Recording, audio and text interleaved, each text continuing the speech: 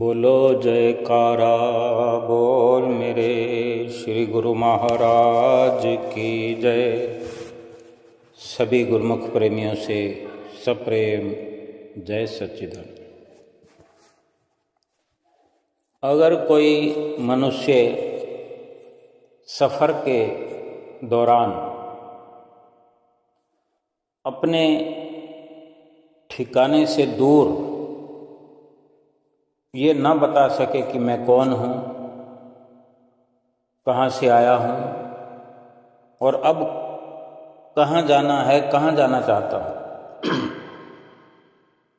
जब वो अपने निवास स्थान से दूर हो तो सब उसे बुद्धिहीन समझेंगे, मूर्ख कहेंगे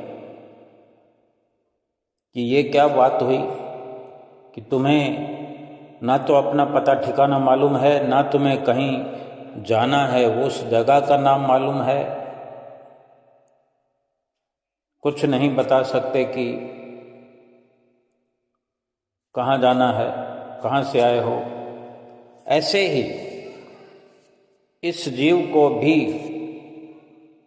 जो कि इस दुनिया में आया है, हर जीव के बारे में ये अटल सत्य है कि स्वयं को अपने आप कुछ भी नहीं पता है कि मैं कौन हूँ, कहाँ से आया हूँ, किस उद्देश्य से आया हूँ और मैंने आखिरकार जाना कहाँ। तो फिर संत महापुरुषों की नज़र में तो ये जीव अज्ञानी हुआ, नादान हुआ, ना समझ हुआ। शास्त्रों में इस जीव को ईश्वर का अंश कहा गया है। वो ईश्वर सब में व्यापक है, सभी के अंदर वो ईश्वर मौजूद है। श्री रामचरितमानस में भी वर्णन आता है, व्यापक एक ब्रह्म अविनाशी, सत चेतन धन आनंद राशि, अस प्रभु हृदय अछत अभिकारी, सकल जीव जग दीन दुखारी, नाम निरूपन नाम जतन ते, सो परगट जिम मोल रतन ते। श्री रामायण जी के बाल कांड में तुलसीदास जी लिखते हैं, कहते हैं कि ईश्वर पार ब्रह्म अविनाशी सत और चेतन है तथा वो आनंद का भंडार सब जगह मौजूद है, सब जगह व्यापक है, कण कण में समाया हुआ है। ऐसे विकार रहित प्रभु जीव के हृदय में रहते हुए भी जगत के सब जीव दीन और दुखी हैं। यानी समझा रहे हैं कि जो भगवान है वो अविनाशी है, सत्य और चेतन है, आनंद का भंडार है, सुखों का भंडार है, सब जगह अगर कण कण में समाया हुआ है और हर इंसान के हृदय में भी वो अविनाशी परमात्मा बैठा हुआ है। फिर भी क्या कारण है कि संसार के वो सब के सब जीव जो हैं दीन और दुखी हैं। नाम के यथार्थ स्वरूप, महिमा, रहस्य और प्रभाव को जानकर श्रद्धापूर्वक यत्न साधन करने से ही हृदय मंदिर में प्रभु का दीदार होता है। क्यों दुखी है हर इंसान? हर इंसान के दिल में, हृदय में जब वो सुखों का भंडार प्रभु मौजूद है, विराजमान है, तो क्या कारण है कि फिर भी इंसान दुखी है? क्योंकि अपने ही भीतर विराजमान उस परमात्मा को श्रद्धापूर्वक यत्न करके, साधन करके ही अपने ही हृदय में प्रभु का दीदार किया जा सकता है, उस प्रभु को देखा जा सकता है, उससे संपर्क किया जा सकता है। जैसे हीरे को पाकर के पारखू से ही उसकी मूल्य की, उसकी कीमत की जानकारी मिल सकती है। अगर हमें कोई हीरा मिल जाए तो हमें तो नहीं पता वो कितनी कीमत का होगा, असली है कि नकली है। चमकते तो सभी हैं, नकली भी चमकते हैं, असली भी चमकते हैं। तो कोई हीरे को परखने वाला हो, पारखू हो, वही बता सकता है कि हीरा असली है, कितनी कीमत का है। अब सोचना यही है कि जीव उसी ईश्वर का अंश है। उसी ईश्वर का अंश होने पर भी दीन दुखी क्यों है? इसका कारण यही है कि जीव को खुद का, अपने आप का कुछ भी अता पता नहीं है, कोई ज्ञान नहीं है। इंसान खुद नहीं जानता कि मैं परमात्मा का अंश हूँ, और अपनी वास्तविकता को भूलकर वो दुखी है, अशांत है, परेशान है।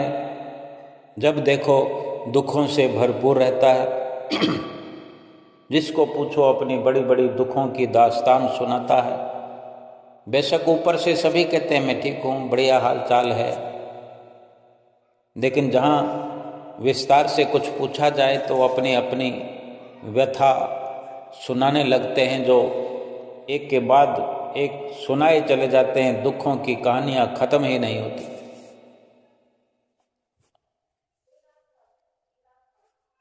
अपनी जो वास्तविकता को भूला हुआ है और दुखी और अशांत रहने लगा है। यानी जीव ने, इंसान ने, यानी हमने खुद को माया का रूप मान लिया है। अपने आप को माया ही समझ लिया और अपने आप को इससे छुड़वा भी नहीं सकते। जीव इस माया से उस समय छूट सकता है जो उसने माया, अपने आप को माया का रूप जान लिया है, तो इससे ऊपर वो तब उठ सकता है जब सतगुरु से नाम की प्राप्ति करके उसकी कमाई करे, भजन सुमरन करे, भजन कीर्तन करे। सतगुरु की शरण में जाने पर ही संसार की वास्तविकता का, संसार की असलियत का ज्ञान होता है। और सतगुरु ही जीव को माया के बंधन से छुड़वाते हैं, माया की पहचान कराते हैं। सतगुरु पावे भेद बतावे, ज्ञान करे उपदेश, तब कोयला की मेला छूटे, आग करे परवेश। उदाहरण देकर समझाते हैं कि जैसे आग का अंगारा आग से दूर करने पर कोयला बन जाता है, अगर वापस उसी कोयले को आग के बीच रख दिया जाए, जलती हुई आग में डाल दिया जाए, तो वही कोयला फिर अंगारा बनकर चमकने लग जाता है। इसी तरह से ये जीव भी मालिक से अलग होकर, जैसे आग का अंगारा आग से बिछड़कर, आग से दूर होकर, आग से अलग होकर कोयला, काला क्रूप कोयला बन करके रह जाता है। उसकी चमक दमक सब कोयला उसकी पहचान हो जाती है। ऐसे ही ये जीव, ये इंसान उस मालिक परमेश्वर से, परमात्मा से अलग होकर माया में उलझ गया है और कोयले की तरह कोयला रूप बन गया है। सतगुरु के उपदेश से, ज्ञान की अग्नि से ये जीव प्रकाश रूप बनकर मालिक के साथ मिल सकता है, जहाँ से ये अलग हुआ है। परंतु इस काम को खुद तो नहीं कर सकता ना। खुद को अगर समझ होती, आज इस दुनिया में सभी लोग दुखी हैं।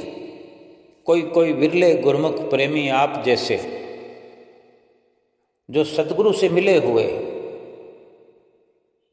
परमात्मा से बिछड़ करके सभी आए हुए, लेकिन ये मनुष्य जीवन में आकर के सतगुरु से मिल जाना भी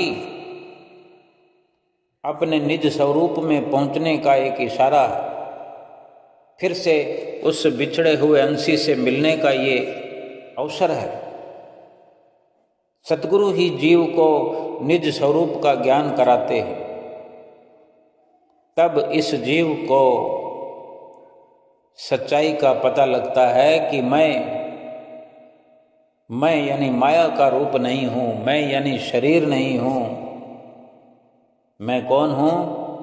मैं ईश्वर का अंश हूँ, मैं जीवात्मा हूँ और मुझे परमात्मा के साथ मिलना है। ईश्वर के साथ, परमात्मा के साथ मिलने पर ही जीव सुख और आनंद का अनुभव करता है, कर सकता है। इसीलिए ही सतगुरु से नाम उपदेश की प्राप्ति करके जीव को मालिक के साथ मिलने का जतन करना चाहिए, प्रयत्न करना चाहिए। जीव को सतगुरु द्वारा बताए हुए मार्ग पर चलने की बहुत जरूरत है। सत्संग के बारे में महापुरुष समझाते हैं, संतों महापुरुषों के वचन हैं कि सत्संग की महिमा जो है वेदों तथा शास्त्रों ने बहुत बताई है, क्योंकि सत्संग से ही मनुष्य के विचारों में परिवर्तन होता है। इस मनुष्य को आदि, व्याधि, उपाधि, ये 3 प्रकार के रोग लगे हुए हैं, जिसके कारण जीव कई जन्मों से दुखी है। सत्संग के सुनने और अमल करने, विचार करने से ही इस जीव के मानसिक रोग दूर हो सकते हैं। सत्संग सुनकर हृदय में धारण करना, अमल करना, ये बहुत अच्छी अवस्था है। अगर इस अवस्था में कोई पहुंचता है, यदि थोड़ा थोड़ा भी मन पर प्रभाव पड़ता रहे तो भी लाभ बड़े से बड़ा प्राप्त हो सकता है। सत्संग को सत्पुरुषों ने इसीलिए ही अधिक महत्व दिया है कि इसके प्रभाव से वाल्मीकि जैसे भूले भटके मनुष्य ने भी एक ऋषि के पद को प्राप्त कर लिया। सब शास्त्रों में सत्संग को उत्तम व श्रेष्ठ कहा गया है, लेकिन बड़ी जरूरत जो है वो अमल करने की है। केवल सुन करके छोड़ देने से मन की चित्तवृत्तियां नहीं बदल सकती। सत्संग सुनने और अमल करने से ही जीव के संस्कार बनते हैं। वे संस्कार कभी बेकार नहीं जाते। एक जन्म में इकट्ठे किए हुए, संचित किए हुए संस्कार ही दूसरे जन्म में उच्च आदर्श तक पहुंचने में सहायता देते हैं। इस विषय में ध्रुव प्रहलाद के प्रमाण साक्षी हैं। अनेकों बार हमने ध्रुव और प्रहलाद की कथाएं, कहानियाँ, दृष्टांत सुने हैं कि बचपन की अवस्था में उनकी रुचि ईश्वर की ओर थी, कि वो बचपन से ही ईश्वर परायण होकर के जीवन व्यतीत करने लगे थे।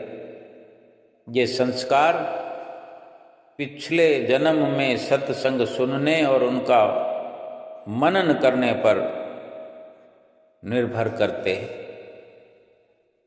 शुभ संस्कारों के एकत्र करने का नाम ही क्रियमान कर्म है। पिछला जन्म तो चला गया, लेकिन आज हम इस जन्म में जो श्वास ले रहे हैं, शुभ संस्कार अगर हम एकत्र करना चाहते हैं तो वो हमारे क्रियमान कर्मों पर निर्भर हैं कि अभी हमारे इस शरीर से, मन से, वचन से, कर्म से किस तरह के हम कर्म कर रहे हैं। जो हम चाहे जैसा कर सकते हैं, लेकिन कैसे कर्म हम कर रहे हैं, कैसे कर्म हमसे हो रहे हैं। संत महापुरुषों ने प्रारब्ध व संचित कर्मों की बजाय क्रियमान कर्मों को श्रेष्ठ माना। इन क्रियमान कर्मों से मनुष्य अपनी जीवन धारा बदल सकता। सत्संग का मनन करने से, सत्संग के वचनों पर अमल करने से क्रियमान कर्म इकट्ठे होते हैं। जितनी सत्संग में अधिक रुचि होगी, उतनी ही मन की वृत्तियां बदलेंगी, विचार बदलेंगे। यानी बड़ी सरल सी बात है, प्रारब्ध व संचित। अब जो हम भोगने के लिए जो साथ लाए हैं और जो संचित कर्म है, एक तो भोग लिखा गया, प्रारब्ध बन गया, दूसरे संचित कर्म हैं जो कि पिछले हैं। उनकी बजाय जो ये वक्त, जो ये पल, ये घड़ियां, ये समय, जो वर्तमान समय है जिसमें हम आज कर्म करने के लिए स्वतंत्र हैं, इन कर्मों को श्रेष्ठ माना गया है जो हम इस वक्त कर सकते हैं, कर रहे हैं। अब अच्छे कर रहे हैं तो फिर प्रारब्ध कर्म, संचित कर्म, उनसे भी छुटकारा होता है, काफ़ी लाभ होता है। क्योंकि क्रियमान कर्मों में हम पूरी जान फूंक सकते हैं। जितनी निष्कामता से हम कर्म करेंगे, जितनी श्रद्धा से, जितनी पवित्रता से सत्संग के वचनों पर अमल करेंगे, पल पल का हम सदुपयोग कर सकते हैं। क्योंकि इन क्रियमान कर्मों से मनुष्य अपनी जीवन धारा बदल सकता है, अपने जीवन को चाहे जिस तरफ ले जा सकता है। सत्संग का मनन करने से क्रियमान कर्म इकट्ठा होते हैं। जितनी सत्संग में अधिक रुचि होगी, उतनी मन की जो है विचारधारा बदलेगी।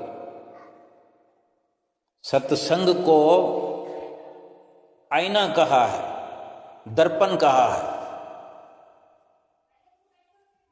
मन में कौन से विचार भरे हुए हैं, मन की रुचि कौन से रस भोगों में है,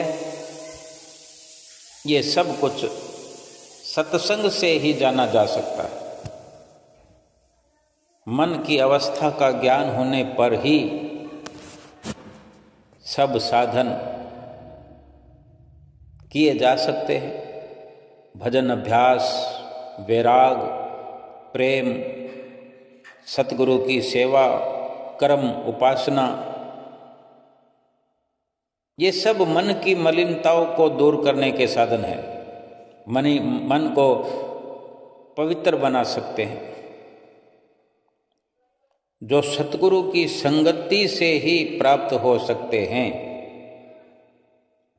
जब सत्संग से मन की अवस्था का बोध हो जाता है,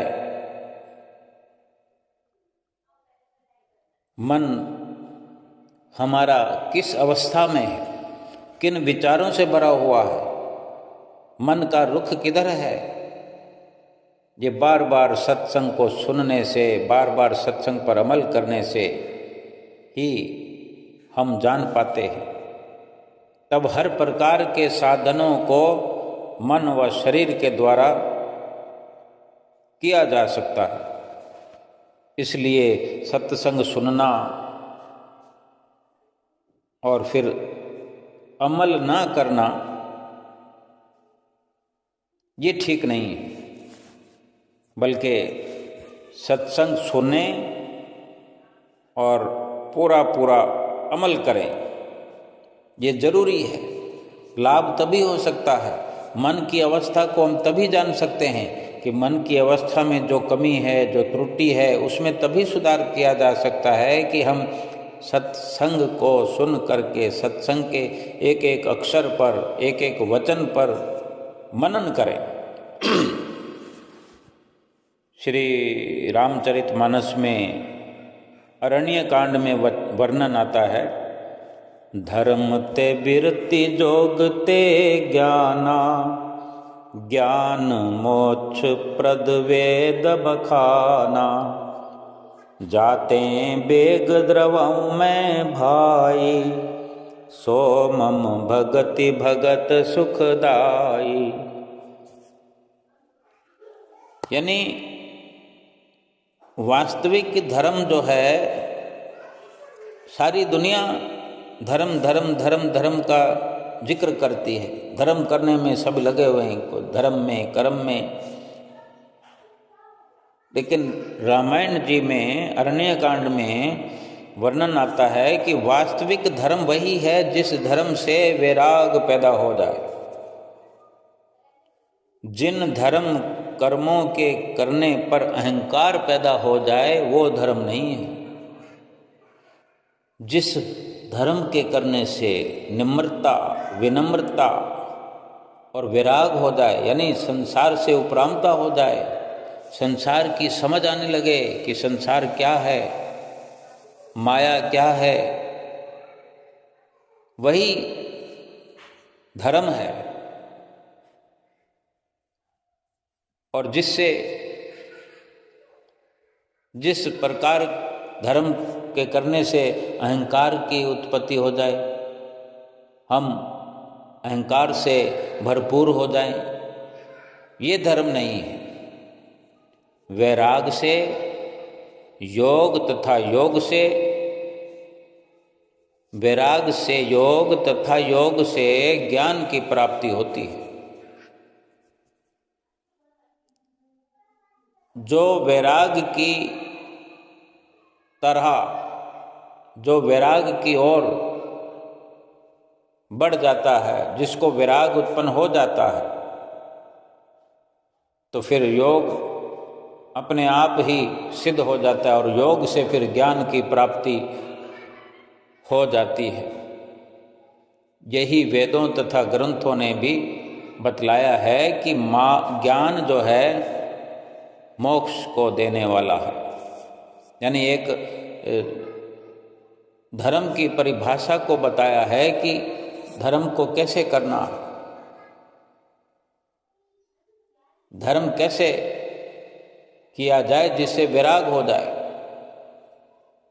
और फिर जिस वैराग से योग तथा योग से ज्ञान और ज्ञान से मोक्ष की प्राप्ति हो जाए। परंतु ज्ञान का मार्ग सरल नहीं है।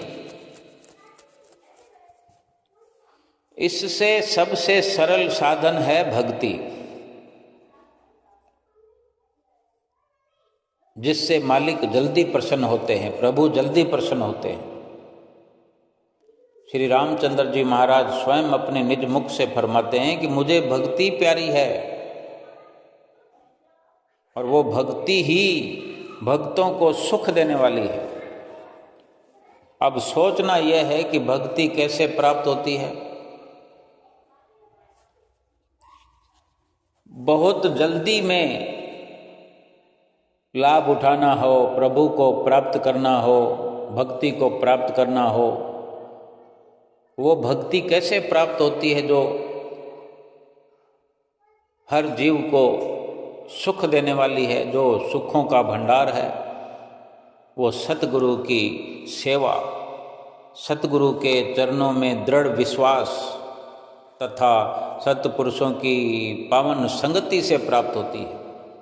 जब तक पूर्ण संत महापुरुषों की संगति प्राप्त ना हो तब तक इन सब गुणों यानी सेवा, त्याग, वैराग और भक्ति को प्राप्त किया ही नहीं जा सकता।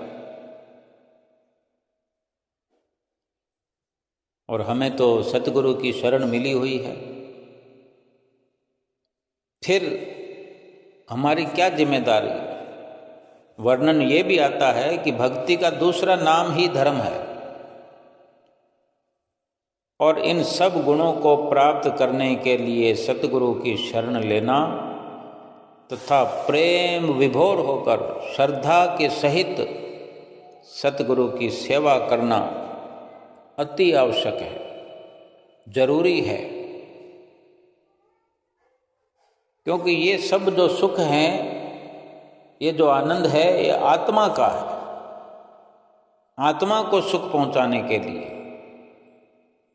आत्मिक सुख यानी ब्रह्मांड देश के अमर सुख,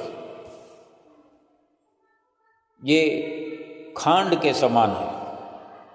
इनकी मिठास, इनकी लज्जत खांड के समान है। और शरीर के भोग, शारीरिक भोग ऐश्वर्य यानी पिंड देश के रस रेत के समान है। महापुरुष क्या समझाते हैं कि आत्मिक सुख यानी ब्रह्मांड देश के अमर सुख। ब्रह्मांड यानी जैसे हमारे शरीर के दो भाग हैं मूल रूप से।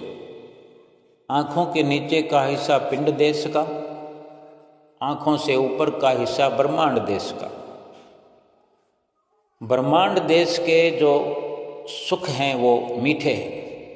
अब ब्रह्मांड देश के सुख कोई कैसे प्राप्त करेगा? वहाँ कोई पहुँचेगा तभी। शरीर में तो सभी की पहुँच है। शारीरिक भोग ऐश्वर्य यानी पिंड देश के रस, आँखों का देखना, हाथों से करना, नाक से सूंघना, कानों से सुनना, जिह्वा से बोलना, ये पिंड देश है। ये शारीरिक भोग भोगने का सीधे सीधे हम समझें कि शारीरिक भोग के ऐश्वर्य जो हैं ये पिंड देश की हद में जब सुरती इंसान की रमी होती है। मनुष्य की सुरती जो है पिंड देश के रसों में फंसकर ब्रह्मांड के अमर सुखों को भुला चुकी है। सुरती जब शरीर में लगी है, कभी हमें कुछ देखना है, कभी कुछ खाना है, कभी कुछ सूंघना है, कभी कुछ सुनना है, कभी किसी जगह पर रमना है, कहीं जा कर के रहना है। ये सब शरीर से ही ये भोग भोगे जा रहे हैं। भोग भोगने की इच्छा लगी हुई है, कामना लगी हुई है। लगा तो ना आज वहाँ जाना है, वहाँ जाना है, वहाँ जाना है। और वहाँ तहाँ जहाँ भी जा कर के चाहे अपने भाव से कहें कि कहीं तीर्थ स्थल भी जा रहे हैं तो वहाँ जाकर भी क्या करते हैं? घूमने फिरने का, ऐश करने का, यानी ऐश्वर्य, वहाँ से भी भोग ऐश्वर्य का ही हम संसाधन जुटाते हैं। शारीरिक क्रिया ही हो रही है, मौज मस्ती ही हो रही है। तो वास्तव में क्या है? मनुष्य की सुरती जो है पिंड देश के इन रसों में फंसकर ब्रह्मांड के अमर सुखों को भुला चुकी है, यानी आत्मिक सुख को भुला चुकी है। सुरती को पिंड देश यानी शारीरिक सुख ऐश्वर्यों से मुक्त कराकर ब्रह्मांड देश में पहुंचाना ही आत्मा का परमात्मा से मिलाप है। अब समझो कि परमात्मा ब्रह्मांड देश में बैठे हुए हैं और सुरती हमारी पिंड देश में रमी हुई है। तो सुरती को परमात्मा के साथ कैसे मिलाया जा सकता है? ब्रह्मांड देश में सुरती पहुँचेगी, पिंड देश को छोड़ेगी, पिंड देश की कार्रवाई को छोड़ करके जब ब्रह्मांड देश में पहुँचेगी, ब्रह्मांड देश में रहना शुरू करेगी, वहाँ पर खोज करेगी, परमात्मा से मिल जाएगी। परम संत कबीर साहब जी कहते हैं कि ये क्यों मुश्किल है कि बड़े बड़े शूरवीर भी इस कार्य में विफल रहे हैं। तो ये कोई ताकत से या बल से करने वाला कार्य नहीं है। पहला काम तो सतगुरु की शरण हासिल करना, क्योंकि युक्ति वही बताते हैं कि पिंड देश में जो भटक रही है सुरती, जीव को लग रहा है कि वो सुख पा रहा है, हर पल सुख उठा रहा है, जीव को ऐसा ही लगता है। आज दुनिया में कोई ऐसा है जो सोचता हो कि मैं सुख पाने का जतन नहीं कर रहा हूँ? सब के सब इंसान सोचते हैं कि मैं ठीक रास्ते पे चल रहा हूँ, मैं सुखों वाले जतन कर रहा हूँ, लेकिन सुख का सबको रोना लगा हुआ है कि सुख मिल नहीं रहा है किसको। अब जो सतगुरु की शरण में आ जाता है तो उसको तो ये समझ मिल जाती है, उसको ये ज्ञान मिल जाता है कि भाई तुम्हारा सुख प्राप्ति का जो रास्ता है, जो तरीका है, वो गलत है। कबीर साहब जी फरमाते हैं, शक्कर फैली रेत में गज मुख चुनी न जाए, चिंटी बन कर बीन ले मजे मजे से खाए। संतों महापुरुषों के जो इशारे होते हैं, उनके जो वचन होते हैं, एक एक शब्द उनका गहराई से, गहरे गहरे राज से भरा होता है। पल में, पलक में उद्धार हो सकता। फरमाते हैं कि जैसे चिंटी चीनी में मिली हुई रेत को अलग कर सकती है, ये समझने की कोई मुश्किल नहीं है। अभी कोई रेत के अंदर चीनी मिला दी जाए तो सोचो कौन अलग कर सकता उसको? बड़ी आसानी से चींटी अलग कर सकती है चीनी को, क्योंकि वो बड़ी सफाई से चीनी के एक दाने को उठाकर अलग कर सकती है, दूर तक ले जा सकती है, उसका सेवन कर सकती है। कोई गाय, बकरी, घोड़ा, गधा, चूहा इस प्रकार रेत में मिली हुई चीनी के दानों को अलग नहीं कर सकते। और यहाँ पर तो जिक्र किया गया है हाथी का कि शक्कर फैली रेत में गज मुख चुनी ना जाए। गज यानी हाथी, हाथी के मुंह से तो नहीं चुनी जाएगी। चींटी उस रेत पर चलते हुए चीनी के दाने को बड़े आराम से अपने मुख में लेकर के उसका इस्तेमाल कर सकती है, एक जगह से दूसरे जगह पर जा सकती है। वही वर्णन यहाँ लिखा है कि चींटी बनकर बीन ले, मजे मजे से खाए। ऐसे ही जब तक सुरती हाथी की तरह स्थूल बनी हुई है मोटे रूप में, सुरती हमारा ख्याल, हमारा ध्यान स्थूल बनकर शारीरिक सुख भोगों में फंसी हुई है। सुरती ख्याल फंसा हुआ है, ध्यान रमा हुआ है शरीर के सुखों में, तब तक जन्म मरण के चक्कर से छुटकारा नहीं मिल सकता। आत्मा जो है वो सूक्ष्म, अति सूक्ष्म सत्ता है।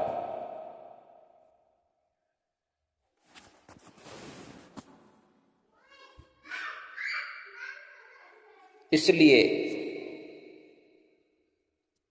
अति सूक्ष्म सत्ता है आत्मा, और शरीर और दो जो चीज़ें हैं, शरीर और आत्मा। इंसान, ये जीव अपने आप को शरीर समझने की भूल किए हुए है,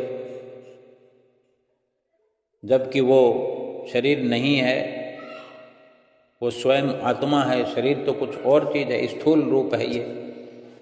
आत्मा सूक्ष्म सत्ता है, इसलिए सुरती को भी सूक्ष्म बनकर चींटी की तरह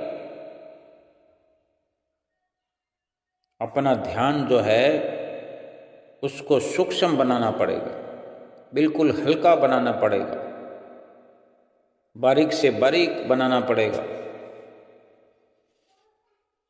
और तभी ब्रह्मांड का रास्ता जानकारी में आ सकता है। उस पर चलने के लिए हमें अवसर प्राप्त हो सकता है, और ब्रह्मांड में पहुंचकर ही आत्मा का बोध होगा, आत्मा की समझ आएगी। सुरती को सूक्ष्म बनाने का साधन पूर्ण सतगुरु से ही मिल सकता है। वही सुरत शब्द योग का साधन बताते हैं। आत्मा तथा शरीर का अलग अलग रहस्य इसी साधन से ही ज्ञान होता है, मालूम होता है, जिससे जीव 84 लाख योनियों से छुटकारा पा सकेगा। और इसीलिए ये आवश्यक है कि मनुष्य जन्म को पाकर जीव संत महापुरुषों की संगति तथा उनकी चरण शरण ग्रहण करके आवागमन से छुटकारा पाने का प्रयत्न करे, और सुरती को आत्मा से मिलाए, या यूं कहें कि आत्मा को परमात्मा से मिलाए। एक ही बात है, लेकिन रात दिन के इस जीव के जतन करने से यही लगता है कि रात और दिन ये अपनी स्थूलता में मस्त है। सुरती जो है स्थूल बनकर इस स्थूल शरीर में ही शरीर के रस भोगों में लगी हुई है। जीवात्मा के बारे में, उसकी सूक्ष्म सत्ता के बारे में अपनी सुरती को, अपने ख्याल को सूक्ष्म बनाने का विचार ही नहीं है। हर इंसान सोचता है कि मैं ठीक हूँ, मैं ठीक कर रहा हूँ। अगर ठीक कर रहा होता तो फिर दुखी क्यों है? बड़ा अफसोस महापुरुषों को होता है, संतों को होता है, हमें भी होना चाहिए कि हम उस ईश्वर का अंश हैं, उस परमात्मा की हम अंश हैं। और परमात्मा सुखों का भंडार है, सुख स्वरूप है, अविनाशी है, सत्य चेतन है। तो सुख के भंडार का अगर कोई अंश हो, सुख के भंडार का कोई कतरा हो, वो भला दुखी कैसे हो सकता है? लेकिन इंसान तो हर वक्त कहता है कि मैं बहुत दुखी हूँ, मेरे जैसा दुखी कोई नहीं है। तो ये अफसोसजनक है, हमें विचार करना चाहिए। एक बार नहीं, अनेक बार सोचें कि ये कैसे मुमकिन है कि कोई राजा महाराजा का पुत्र हो और दरिद्र बना हो, कंगाल बना हो, बेहाल हुआ हो, तंगहाल हो करके जीवन गुजार रहा हो। मुमकिन नहीं है, ऐसा हो नहीं सकता। अगर खाली जेब भी कहीं चला जाए, कहीं मुसीबत में फंस जाए और कह दे कि मैं फलां राजा का पुत्र हूँ, इतना कहने मात्र से ही, और लोग तो दूर दूर तक यानी उस पूरे राज्य में सब जानते हैं कि राजा का पुत्र कौन है, राजकुमार होता है। केवल जिक्र करने मात्र से भी उसे कोई कंगाल नहीं रहने दे सकता। तो फिर ये कितनी असंभव सी बात लगती है, लेकिन वो अपनी पहचान खुद भूल जाए, किसी को यकीन ना दिला पाए, राजा का पुत्र होकर भी किसी को यकीन ना दिला पाए, कोई उसके बारे में जान ना पाए, वो खुद भी ना जानता हो कि मैं कौन हूँ, मैं राजा का बेटा हूँ। राजा से बिछड़ गया हो, अपने पिता से बिछड़ गया हो, और उसके फिर ख्याल में ये अपनी असलियत ना हो, फिर उसकी हालत नहीं सुधर सकती जब तक कि कोई उसको ठीक से पहचान ना ले और फिर उसको राजा तक पहुंचाने का यत्न करने का उसको रास्ता ना बताए, कोई दिशा ना दिखाए, कोई तरीका युक्ति ना दिखाए, तब तक तो वो दुखी बना रहेगा। ऐसे ही हम भूल गए हैं, ये जीव भूल गया है कि मैं ईश्वरीय अंश हूँ। उसने अपने आप को शरीर मान लिया है और शरीर के ही रस भोगों में लगा है, शरीर ही अपनी पहचान है और शरीर के निमित्त रात और दिन कार्य करता हुआ बना हुआ अनजान है और दुख उठा रहा है। अब वो चाहे कितने जतन करे, आत्मा शारीरिक मेहनत करने से, शरीर के सुख जुटाने से आत्मा सुखी नहीं हो सकती, क्योंकि आत्मा परमात्मा की अंश है। उसे तो वो सच्चा वाला सुख चाहिए, हकीकी सुख चाहिए, जो यकीनन तभी मिल सकता है जो परमात्मा का रास्ता जानता हो, जो परमात्मा के पास पहुंचाना जानता हो, परमात्मा से मिलने की युक्ति जानता हो, और वो संत महापुरुष ही हो सकते हैं। इसीलिए ये जरूरी हो जाता है कि मनुष्य जन्म को पाकर संत महापुरुषों की संगति तथा उनकी चरण शरण प्राप्त करके जन्म मरण से छुटकारा पाने का प्रयत्न किया जाए, आत्मा को परमात्मा से मिलाया जाए। जन्म मरण से छुटकारा पाना कोई बहुत छोटी मोटी बात नहीं है। 84 लाख योनियों से छुटकारा पाना, जन्म मरण से छुटकारा पाना कह देना आसान है, लेकिन इस झमेले से, इस झंझट से बच जाना बहुत बड़े लाभ की बात है। कितना हम नुकसान कर रहे हैं अगर हमारा सफ़र परमात्मा की ओर नहीं हो रहा तो। संतों महापुरुषों की शरण मिलने के बाद भी, सत्संग को सुनने के बाद भी अगर आचरणमयी जीवन नहीं है तो भी वक्त हमारा जाया हो रहा है। सत्संग सुन करके बैठे रहने से कुछ नहीं होगा। आचरणमयी जीवन के प्रभाव से, संतों महापुरुषों के आचरणमय जीवन के प्रभाव से, उनके मुख से फरमाए गए श्री वचनों पर मनन करने से, महापुरुषों ने कैसे जीवन व्यतीत किया। इस धरती पर भगवान श्री राम आए, कृष्ण आए, गुरु नानक देव महाराज जी आए, कबीर आए, रहीम आए, अनेकों अनेकों महापुरुष इस दुनिया में आए। उनका जीवन चरित्र ग्रंथों में वर्णन है, कैसा उनका मर्यादित जीवन रहा है। और जो हम श्री परमहंसों का जीवन चरित्र पढ़ते हैं, हम सतगुरु की शरण में आए हैं, हमें सतगुरु का जो आचरणमयी जीवन है अपनी आँखों से देखने का अवसर मिला और मिल रहा है। तो कोई सच्चाई के लिए कोई भिन्न भेद नहीं है। सच्चाई हमारे सामने है। ऐसे महापुरुषों के श्री प्रवचनों पर मनन करने से हृदय पर गहरा प्रभाव पड़ता है। मन की सारी मलिनता और सारी मलिन प्रवृत्तियाँ शुद्ध हो जाती है, मलिनता समाप्त हो जाती है।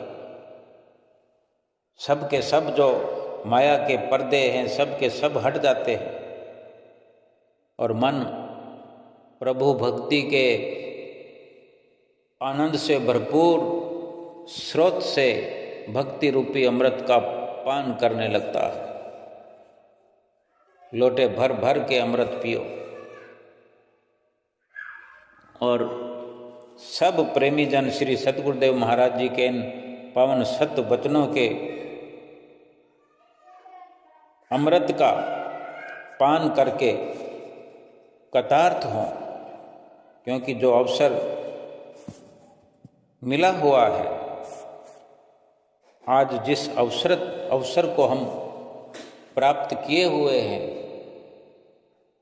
वो संसार में गिने चुने लोगों को मिलता है। आप जैसे गुरुमुख प्रेमियों को हम और आप जिस अवसर को प्राप्त कर चुके हैं, जाने कब से पुकार कर रहे थे। आत्म से परमात्मा जुदा रहा बहुकाल, परमात्मा से आत्मा जुदा रहा बहुकाल, सुंदर मेला कर दिया सतगुरु दीनदयाल। कि एक अरसे से लंबी लड़ाई 84 लाख योनियों की लड़ते हुए इस मनुष्य जीवन को पाया है, उस परमात्मा से जन्मों जन्मों से सदियों से बिछड़े रहे। संत सुंदर दास जी अपनी वाणी में फरमाते हैं कि सुंदर मेला कर दिया सतगुरु दीनदयाल, कि ये सतगुरु ने परमात्मा से मिलाने का हमें अवसर दे दिया है। मनुष्य जन्म भी नहीं था और भटक रहे थे 84 लाख योनियों में, लेकिन ये गनीमत अवसर मिला है कि मनुष्य जन्म तो मिला ही मिला, सतगुरु मिल गए। सतगुरु ने वो रास्ता सुझा दिया है, हमें उस रास्ते पर चला दिया है, क्योंकि नाम का टिकट दे दिया, नाम की बख्शिश कर दी है, तो हमारी आंखों के सामने खुली किताब है, भक्ति की किताब खोल कर रख दी है, भक्ति का एक रास्ता बना करके हमें उस पर चला दिया है। हमें क्या करना है? हमें तो केवल चलना है। क्या कोई गुरुमुख प्रेमी अगर सतगुरु के वचनों पर चलते हैं तो क्या कोई भारी काम है? भारी काम तो हमारे सत्पुरुषों ने कर दिया है। हमें जो रास्ता दिखाया जा रहा है, जो बताया जा रहा है, वो समझाया जा रहा है, वो सब तो उन्होंने कर दिया है पहले। हमें तो केवल उस पर चलना है। आज अगर कोई कहीं बस में जाकर के सफ़र करने के लिए बस में जाकर बैठ जाता है, तो वो तो केवल बस में चढ़ने के लिए इतना ही जतन किया है कि बस में जाकर के बैठ गया है, सीट पर जाकर के बैठ गया है। बस चलाने वाला चलाएगा, टिकट काटने वाला काटेगा। हमें तो केवल बैठे रहना है और बस चलती चले जाएगी और हमें अपने ठिकाने पर पहुंचा देगी। एक ऑटो में भी अगर बैठना हो, 2, 4, 5, 10 किलोमीटर 20 किलोमीटर जाना हो, तो हमें तो उसको केवल हाथ देकर रोकना होता है और उसमें बैठना होता है, बताना होता है हमें कहाँ जाना है। हमारी तलब होनी चाहिए, हमें इतनी समझ होनी चाहिए कि हमें कहाँ जाना है।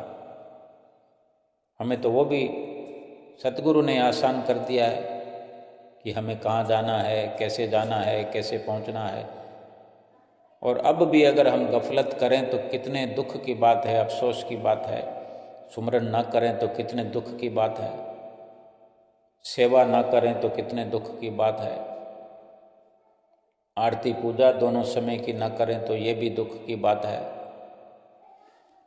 सुमरन ना करें तो दुख की बात है। ये सब हमारे श्री परमहंसों ने इस भक्ति की सड़क पर सब संभव कर दिया है। ये दरबार बना दिया है सेवा के लिए, सब कुछ समझाने के लिए हमें आरती पूजा हमें करके समझाया है, सेवा करके समझाया। सब कुछ उन्होंने स्वयं आप आदर्शमयी जीवन श्री परमहंसों ने बनाया है और उसी पर हमें चलना है। केवल एक इशारे मात्र मेहनत मुशक्कत करनी है, बस कुआं खोद दिया है, पानी ला दिया है, हमने तो भर भर के पीना। ये भक्ति और परमार्थ का जितना हमारे लिए श्री परमहंसों ने योगदान किया है, इस दुनिया में हर किसी को ये अवसर नहीं मिला हुआ है। हम अपने श्री परमहंसों का शुक्राना करें, गुणगान करें, उनकी महिमा का बखान करें, बार बार उनका धन्यवाद करते हुए उनके वचनों की पालना करें, 5 नियमों को निभाएं, 2 घंटे भजन अभ्यास करते हुए अपने जीवन को भी सुखी बनाएं, परलोक सुहेला करें, आत्मा को परमात्मा से मिलाकर कृत्य हो जाएं। बोलो जयकारा बोल मेरे श्री गुरु महाराज।